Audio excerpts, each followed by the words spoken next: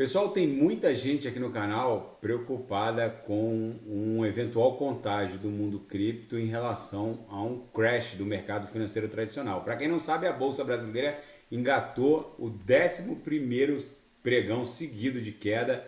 Nos Estados Unidos não é muito diferente, na Europa também não. O fato é que alguns analistas agora estão dando conta, estão caindo na real, por assim dizer, que todas as últimas crises foram resolvidas com grana, desde o subprime e aquele quantitative easing totalmente bizarro, com uma impressão de dinheiro ad infinito. A mesma coisa aconteceu na crise pandêmica, onde tudo foi resolvido com mais dinheiro. O governo norte-americano mandou cheque para as pessoas.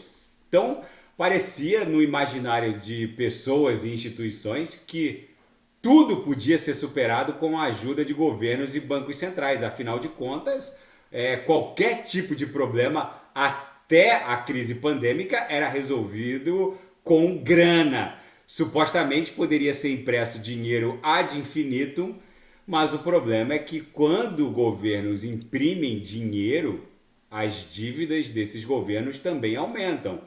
Mas apesar de hoje todo mundo ter uma consciência absoluta de que o endividamento norte-americano, que passa de 32 trilhões de dólares, e o endividamento público global, que vai transpassar 100 trilhões de dólares até o final desse ano, todo mundo agora caiu na real e sabe que essa dívida global pública nunca, eu vou dizer de novo, nunca vai ser paga. Agora o mercado caiu na real. Mas o problema não é não pagar essa dívida, porque todo mundo sabe que não há a menor condição de pagar algo que depende da arrecadação tributária.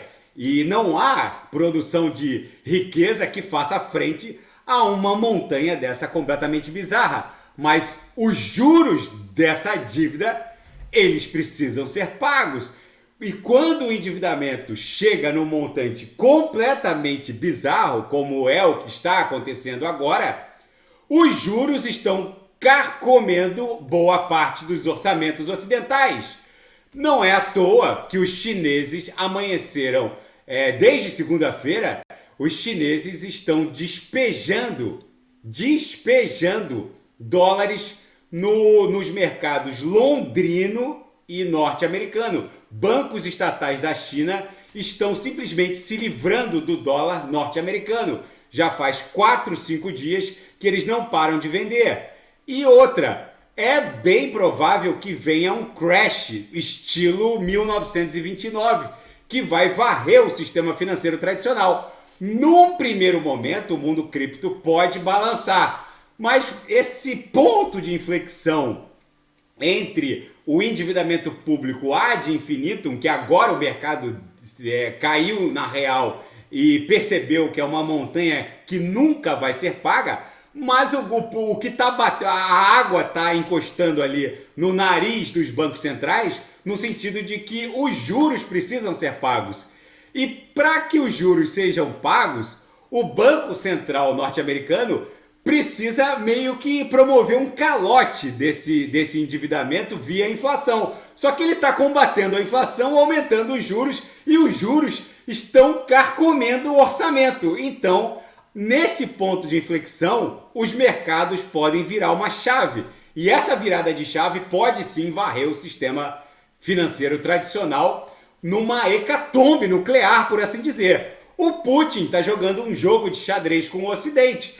Agora, com esse problema no Níger, que vai sonegar da Europa Ocidental o urânio, que já não a Europa Ocidental, que já não contava com o gás natural russo e não contava com o urânio russo, a Rússia, por assim dizer, só entrega urânio nesse momento para a China e para a Índia.